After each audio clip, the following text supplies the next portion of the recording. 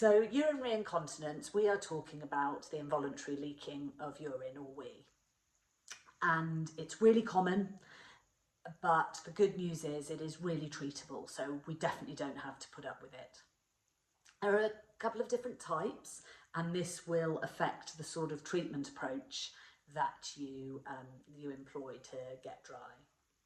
So stress urinary incontinence is when you leak when you are doing things like running or jumping on the trampoline, if we're still doing that, or coughing, sneezing.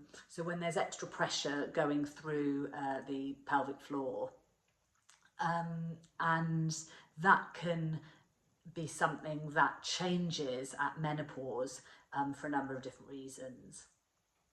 There is also urge urinary incontinence, and when we're talking about that, we are talking about when you sort of can't quite make it to the toilet in time. So the desire to go for a wee comes on very suddenly, and often then you can't control the time it takes for you to then get to the toilet in your own time.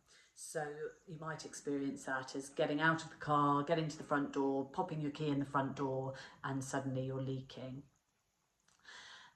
There's mixed urinary incontinence, where you might have a bit of symptoms of both. And then there are some other conditions or other types of incontinence and other causes, but these are the main two, and the main two that we'll be talking about today. So one word you'll hear me using a lot as we're talking is the pelvic floor. And what is that? So the pelvic floor is really easy to find. If you're sitting in a chair, if you're sitting square, and those two bones that you can feel making contact with the chair, those are your sitting bones. And the pelvic floor is a basket of muscles and ligaments that go between the pelvic floor, between those sitting bones, side to side, and then all the way through to the pubic bone at the front, and then the coccyx bone at the back. So you've got a real basket of muscles at the base of your pelvis. And they are really important. They're a really important group of muscles. They're important for stability. They're important for continence, both urinary, so wee, and fecal continence, so poo. They help you with bladder and bowel movements. They're involved in sex, so they're really important for enjoying a healthy sex life. And I like to think of that group of muscles a little bit like an orchestra. They need to be working together smoothly, so they need to be able to relax and contract at the same time, and in a certain way to ensure really healthy pelvic floor function. So when we're thinking about urinary incontinence, at menopause, often women experience a change, and that can be due to a number of different things. One is, as we are aging, we are slowly losing muscle mass. It's harder to keep that muscle tone and muscle mass, and as muscles get weaker, they don't work as effectively as they did.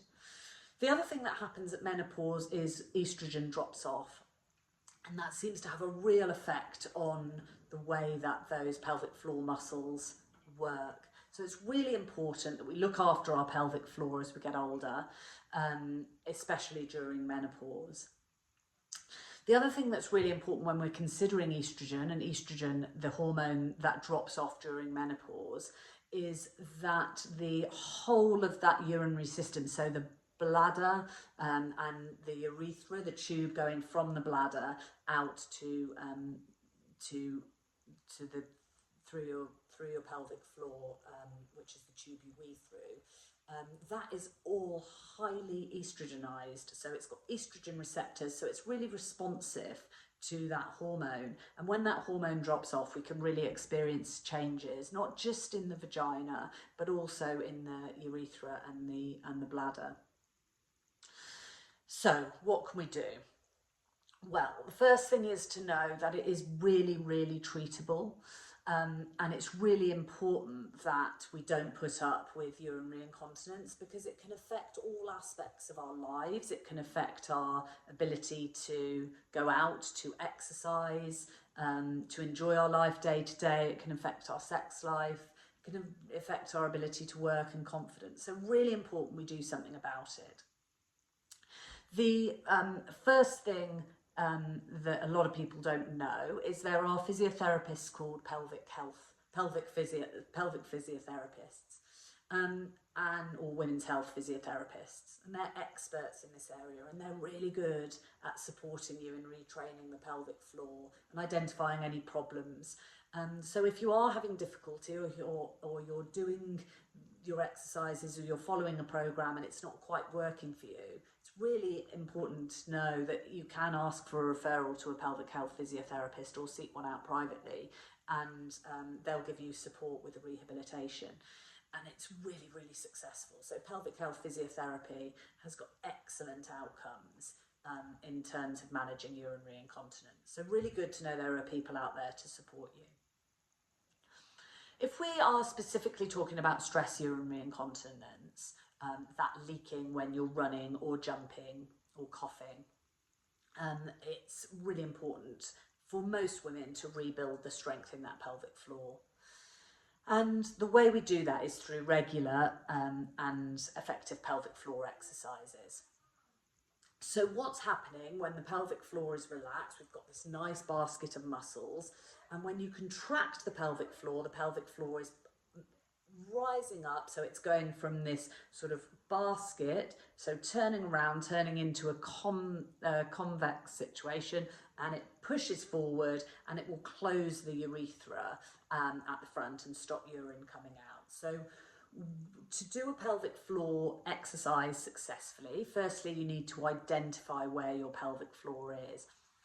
So if you're sitting comfortably in a chair, what you want to do is get the feeling of pulling up through your back passage all the way through to your front pubic bone, your pubic bone at the front. And if you do that, you're going to engage the whole of the pelvic floor. And what you want to do is introduce exercises. So you want to do 3 sets of 10 exercises where you're pulling up all the way through to that pubic bone at the front. And then you're holding and then releasing really slowly. So the release is really important as well. And so you want to do 3 sets of 10, 3 times a day. And then you also want to do some faster twitch exercises where you pull up quickly and release, pull up quickly and release, pull up quickly and release. And that will make sure that you can engage your pelvic floor effectively and quickly when it needs to work. One tip that I sometimes suggest to people is imagining another way to envisage your pelvic floor. So imagining your vagina's like an elevator, and what you want to do is squeeze it up to level 1, squeeze it up to level 2, squeeze it up to level 3, hold, and then release the elevator back down to the floor really slowly, so so you can get back down to ground level. And then again, so you're going up to level 1, squeeze again to level 2, up to level 3, and all the way down. When you're doing this, if you're finding your buttocks are really clenching or your thighs are really clenching, you're doing it incorrectly. So the pelvic floor is the internal basket of muscles. So we really want to engage through that feeling of the back passage and the vagina lifting up and then lifting forward. And so that's going to be really important. And if you're finding that difficult, or you're finding you want to clench all your muscles, your buttocks and your thighs, then again, you might need a little bit of support to make sure you're engaging those muscles correctly. There's a good app that it's an NHS app called Squeezy.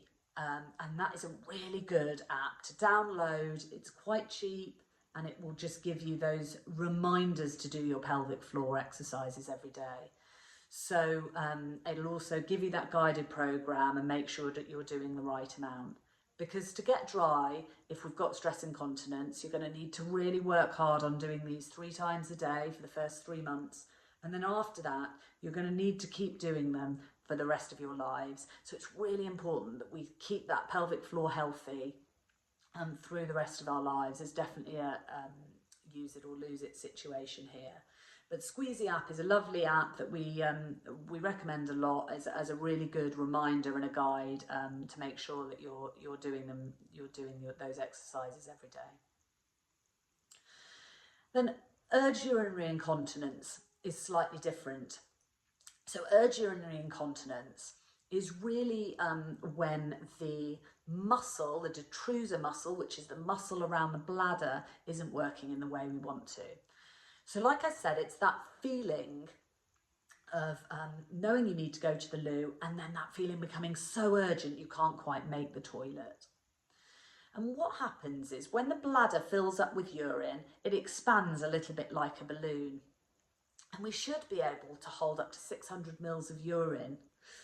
But normally when it fills up to about 200 or 300 mils, your bladder will send a message to your brain to say that you need to go to the toilet. But you should be able to put that need off for a little bit. Say if you're in the middle of a task, or you're doing some cooking, or you're at work, and you need to put it off for a bit. It should be no problem till you can reach toilet in your own time. When you've got urge urinary incontinence, that urgency doesn't give you that space to get to the toilet in your own time in a way that suits you. What's happening is, as the bladder is suddenly getting those messages that it needs to go to the toilet, it's contracting really quickly, and it's not allowing you that time to get to the toilet. And often what can happen is you start to get those messages from the bladder when there's only 50 or 100 mils of urine in your bladder. So what we need to do is to retrain the brain-bladder connection and just make sure that you can control when and how much you go to the toilet. Now this might be guided by a physiotherapist, but in simplest terms, the sort of thing you would do if you were going to the toilet every 45 minutes and you wanted to extend that out to every 2 to 3 hours, the sort of training that you'd do is when that urgency came on at 45 minutes, you would in the first week be looking to extend that to 55 minutes to 60 minutes. So when that urgency comes on, rather than trying to rush to the toilet or panic, you need to try and sit down if you can, do some deep belly breathing, and really try and relax all of your abdominal muscles, all of your tummy muscles, all of your pelvic floor. And you're just going to tell yourself, I don't need the toilet yet, I can wait. There might be some distraction techniques that you employ, so say counting back from 100 in threes, or other thinking of fruits beginning with different letters of the alphabet, to distract your mind so it's not thinking about your bladder. You might want to put a little bit of pressure on your pelvic floor, so on the area of space between your urethra and your vagina, and just press up on that area. For some people, doing 10 quick pelvic floor contractions helps stop that bladder muscle contracting. But for some people, that can make that urgency come on quicker, so you're going to have to work and see if that works. Sometimes a bit of pressure through the pelvic floor, say sitting on the arm of a chair, helps. You calmly tell yourself you're in control and you can go to the toilet when you want to. You wait for that extra 10 minutes and then you calmly walk to the toilet, you sit on the toilet and you go in your own time. And then as you progress through your rehabilitation, you're going to be adding, as the weeks go on, time in between that feeling of needing to go to the toilet and going, and the time in between going to the toilet. So you're extending. So you can extend out till you reach the number of visits to the toilet that suit you. So that might be every 3 hours, for example. It's really important that we've got good bladder habits, so we're really helping the bladder at other times. So not drinking caffeine is really important. Caffeine's a real bladder stimulant, so taking caffeine out of your diet can really help. Making sure you stay hydrated, so we need to be drinking a couple of litres of water a day, and often when people have got incontinence they stop doing that But then the urine becomes really concentrated. Those signals going to the brain actually increase. So make sure you're drinking through the day. But that doesn't mean forgetting to drink and then drinking 2 litres all in one go. It means just drinking consistently through the day so you're hitting those hydration targets. Your urine should be a nice straw colour, so not too dark, which would mean you're not drinking enough, and not too light, which means if it's too pale, it means you're drinking too much, so somewhere in between. Not drinking loads before bed is important, but staying hydrated is really important. You might be recommended to actually, before you do any bladder training, to make a bladder diary. So that's recording how much and when you're going to the toilet. And then you can really work out the targets of what you want to achieve moving forward. If you've got a bit of both urinary urge and stress incontinence, you're going to want to actually do a bit of both. So you're going to have to do your pelvic floor exercises, which are really important, and your urge incontinence, your bladder retraining. There are other things that impact. We've talked about menopause impacting on the risks of incontinence. Another thing that it impacts on incontinence is gaining weight, and so we really need to try, and it's hard during menopause as all your hormones are changing, but trying to maintain a healthy weight is really important because it puts less pressure through the pelvic floor.